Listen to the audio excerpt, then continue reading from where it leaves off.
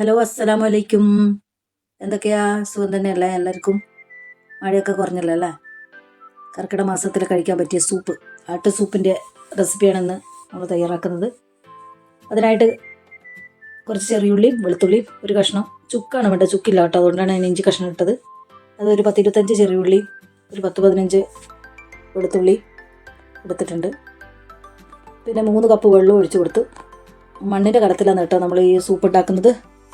കാരണം നമുക്ക് അടുപ്പത്ത് വെച്ചിട്ട് ഒരു 3-4 മണിക്കൂർ വെന്ത് കിട്ടണം ഈ സംഭവം. അപ്പോൾ ഇതിന് വേണ്ടിയിട്ട് മൺകലത്തിലാണ് വെക്കുന്നത്.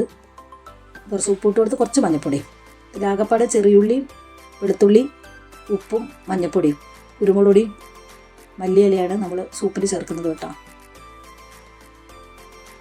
അപ്പോൾ ഇതൊന്ന് വെന്ത് വരട്ടെ, അടുപ്പത്തോട്ട് വെക്കാം. ഇളക്കൊന്ന് ഇളക്കി കൊടുത്ത് നോക്കിയതാണ് കേട്ടോ. അപ്പോൾ തിളച്ചിട്ടുണ്ടായിരുന്നില്ല.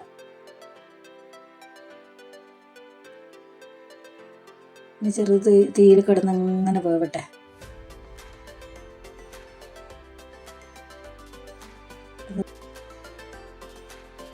ഉള്ളിയും വെളുത്തുള്ളിയും ഒന്നും ഉണ്ടാവില്ല കേട്ടോ സൂപ്പിലെല്ലാം അലിഞ്ഞ് ചേർന്ന്. ലേശം കുരുമുളക് പൊടിയാണ് ഇട്ട് കൊടുത്തത്, മല്ലിയിലയും ഇട്ട് കൊടുത്തിട്ടുണ്ട്. എല്ലാവരും ഒന്ന് ഉണ്ടാക്കി നോക്കുക, എന്നിട്ട് കമൻറ്റ് ബോക്സിൽ അറിയിക്കുക. അതുപോലെ തന്നെ സപ്പോർട്ട് ചെയ്യുക, സബ് ചെയ്യുക. Okay, thank you.